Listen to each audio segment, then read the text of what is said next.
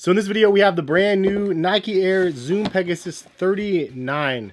That means there's been 39 versions of this model. It's tried and true, one of Nike's staples across the board. You know, they've had a ton of different models, ton of different technologies come and go through the years. But this is the Air Zoom Pegasus 39, which means they have had a lot of versions of this shoe, and it has morphed and changed a lot. Some people like some of the changes, some people might not. But this new version is pretty awesome. So let's go ahead and get into the review and give you guys kind of my thoughts on the Pegasus 39 from a casual perspective. What's going on, guys? Hes here. Hopefully you're having a good day out there. Thank you guys for stopping by. So this is the new Peg, and I got to tell you guys, I really like the overhaul and the design from the 38s. Now, one of the major changes you could see is just the aesthetic from the midsole. They definitely went in a different direction here. Kind of made a little widow's peak on the back as well, but this time it's a little bit duller and a little bit like flattened out. I don't know. I like the aerodynamics of it. It looks really cool there. And it does have Nike React in the midsole, but it also has the Air Zoom pod in the front and also in the rear on this one. The 38s actually only had one zoom unit. But anyway, I wanted to get into some specs from what Nike says about the product. The Air Zoom Pegasus 39, $130, energized for miles. Running is your daily ritual, with every step taking you closer to your personal goal. Let the Air Zoom Pegasus 39 help you ascend to new heights, whether you're training or jogging, with its intuitive design. More lightweight up top than the Pegasus 38 and ideal to wear in any season. It has a supportive sensation to help keep your feet contained, while underfoot cushioning and double zoom air units, one more than the Pegasus 38, give you an extra pop in your step. Your trusted workhorse with wings is back, time to fly. Extra padding in the tongue and collar helps keep your feet feeling comfortable. We also placed engineered mesh, which is stronger and more flexible than regular mesh, throughout the top for lightweight durability. Flywire technology is integrated with a midfoot band for total support that helps keep your feet in place. Nike React technology is a lightweight, durable foam that delivers a smooth,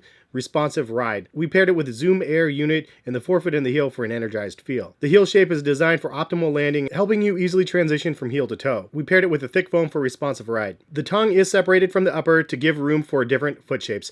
This is a big, huge plus for me. I absolutely love that they did that. For somebody that has a wider foot up top, definitely love that. Waffle-inspired outsole gives you an excellent traction, and grooves in the rubber outsole allow for natural motion. I like the purple to black swoosh on both sides. The fade there is really nice. This colorway actually stands out as something that I really like as well. Not one I would have necessarily chose up front, but the overall shape on the back is what sold me on the shoe. I think that this is the coolest update from the previous versions. The Widow's Peaks previously, again, were a little bit odd, and I like the just futuristic look that this thing offers on the back. But primarily, it's very similar to the 36, 37, 38, and then this is the 39 version. I wish I had the other ones all lined up for you, but honestly, trying to find them in the room was just ridiculous. I couldn't find my 38s or my 37s for that matter, but I do have them. I've had videos on them, and unfortunately, I just couldn't find them for the video for comparison. Is it worth upgrading from the 38s to this pair? I mean, honestly, they do feel very similar on feet. The main difference is this has two zoom units in the shoe. Some people might be able to feel the zoom unit in the forefoot. I didn't notice it too much personally, and I'm a little bit more heavy set, obviously, but I did not feel it too much in the forefoot. Some people, again, might think it's a little bit obnoxious feeling, but I didn't have any issues with it. So sizing these, I actually got a size 10 normal, but honestly, the other way that I would have gone if I didn't get sent these is a 9.5 wide. So that's one thing I really like what they did, is they actually create wide feet versions of these shoes. So true to size with the wide would fit me. Size 10 is also nice though, because it gives me a little bit extra room in the front, which I have to say the Pegasus 38, 39s have done a great job of widening the footbed of the shoe. It's definitely a lot wider in the forefoot, which is a plus. It's a little bit more narrow on the heel, but I don't feel a lack of stability in the shoe, even though it's a little bit more narrow on the back. I will say that the Nike Infinity Reacts is a little bit more wider base on the back, so if you need that, it's definitely something that could be a nice option as well. But overall, for 130 bucks, I mean, you're getting a lot of bang for your buck, and Nike is definitely creating like a value package in this Pegasus lineup. Again, it's the workhorse shoe, the daily trainer, the one that is tried and true for a lot of runners out there. And for runners that are just beginning, this is another shoe that would probably be geared towards us, because it is something that is just tried and true, an everyday sneaker. You don't want the Alpha Flies for a beginning runner necessarily, because that's really just a long distance marathon running shoe. This is something that you would throw on every single day and keep training until you get better and better. So I would say overall comfort rating of the shoe, I'd give a 7 out of 10. I think it's a comfortable shoe. I love the React technology. The Zoom Air gives it a little bit of extra pop, which it does traditionally. That's exactly the point of it. It kind of expands and then kicks back. But I love the combination of that with the React. It's actually a lot smoother, in my opinion, than what I would have anticipated it being. When you combine two different types of technologies, sometimes it's a little bit bulbous and weird. I want to say that the Nike Reacts 270s or something like that felt like that way to me. It just didn't feel like a good combination. This is a good combination though. The heel toe transition is really nice, and the comfort and the squish in the midsole is excellent. I only give it a 7 out of 10 though, because there's a lot more stuff, in my opinion, that's more comfortable out there. Two that come to mind that are comparable is, again, that Infinity React 3, and then also the Zoom Fly 5, which actually I'll have a video on very soon. I'm really impressed with that shoe from a casual perspective. Runners really didn't like that shoe, but from a casual, it's absolutely a beast. And it definitely is more soft and squishy than this, although this is a great one. But again, 7 out of 10. Wide feet friendly rating for me, I'd give an 8 out of 10 because, again, they do have the wide versions of the shoe. I love the fact that they're doing that. They don't offer it with a ton of different pairs of sneakers, but this is one tried and true pair that they do offer a wider version. I'd say for breathability, I'd give it a 7 out of 10 as well. It's not anything crazy good. It's not anything bad, obviously, either. They have multiple layers on the upper here, so it's a little bit warm when you put it on, but honestly, like, obviously there's a lot of ventilation going on in here, so the breathability is quite good. I would give it a 7 out of 10 though. Obviously there's a lot of pairs on the market that are a lot thinner and a lot more breathable, but I love the fact that this is a pretty breathable shoe, but it has the comfort of the padding of the collar and the heel as well. If I didn't say so already, the foam density, I would give it like a 7 out of 10. Like, it's Nike React, it's definitely soft and squishy. There's really good stuff on the market right now though, like the Fuel Cell from New Balance is absolutely amazing. It's kind of like that of the Zoom X lineage from Nike,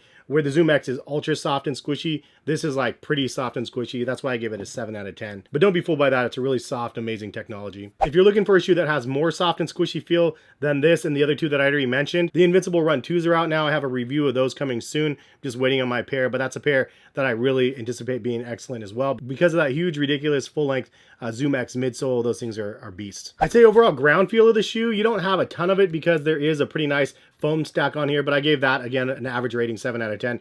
You do feel the ground underneath you when you're walking around and stuff. And this, again, is just a casual perspective, not from a running perspective, but you do feel a nice little bounce back in the forefoot and the heel, mostly in the heel though, not as much in the forefoot in this model. But I mentioned ground feel only because it's a pretty versatile pair of sneakers. Like, you could wear these to the gym to run. You could also lift weights in them. You could wear them as your errand sneaker around the mall. Or I mentioned going to Disneyland. This is a pair of sneakers that would be a contender for going on a vacation with you as well. It's just a nice, comfortable pair of sneakers that you can wear all day. Stability wise, I would say, again, average 7 out of 10. It's not the most stable feeling, but it's not like unstable. Because of the width of the heel being a little bit more narrow than some of the other models on the market, I feel like this is a fair rating at like a 7. The traction on the bottom is pretty average as well. I would give it a 7 out of 10. I do like the shape of the outsoles, and the cutouts are nice as well, as it obviously leads to a little bit more of the weight reduction in the shoe, which is a plus as well because it's a pretty nice lightweight pair of sneakers. And for those wondering, this comes in at 9.6 ounces. That's not bad at all considering what this shoe offers, although there's other shoes on the market that are like 6 or 7 ounces. Durability wise, I would say this is probably like a 7 out of 10 as well. You do have some reinforcement across the toe, which is nice. And the midsole, like Nike React, is actually tried and true and actually works pretty well. It looks really dirty after a little bit, but honestly, it's something that lasts for mile after mile. So it's definitely something that has some durability with the midsole. The upper has that engineered mesh upper that could potentially snag and rip and stuff. But overall, I'd say it's a pretty average pair of sneakers for durability. Aesthetic rating, the overall look of the shoe, I would give it another 7 out of 10. It's not the best looking shoe on the market. It's not the worst looking shoe by far. But 7 out of 10 I think is fair. Like, I like the overall look of this better than the 38s, but it's still primarily just a Pegasus. Now, I'm sure you can get different colorways that make the shoe look a lot better. But all in all, it's not like a shoe that you're going to look at and go, wow, that's an amazing looking pair of sneakers.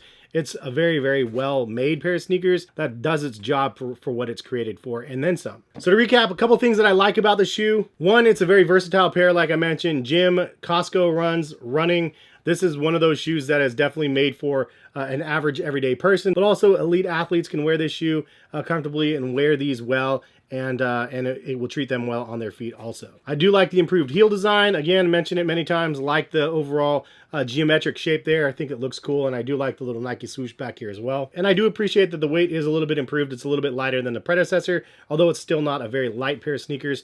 It feels nice on feet. The only things I would change about this, honestly, not too much. I mean, it's a $130 shoe, tried and true workhorse.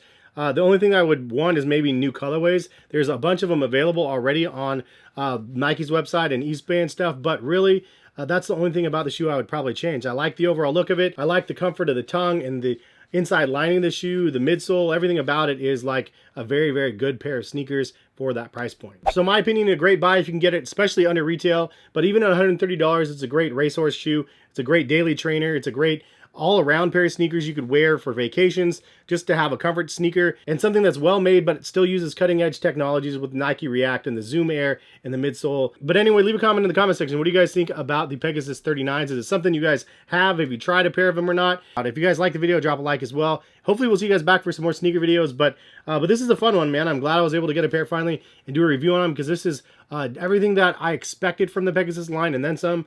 So I definitely like the changes that they made this year, and I'm happy to have a pair. Definitely going to be considering these in my top 10 comfort sneakers of the year when I round out that list at the end of the year.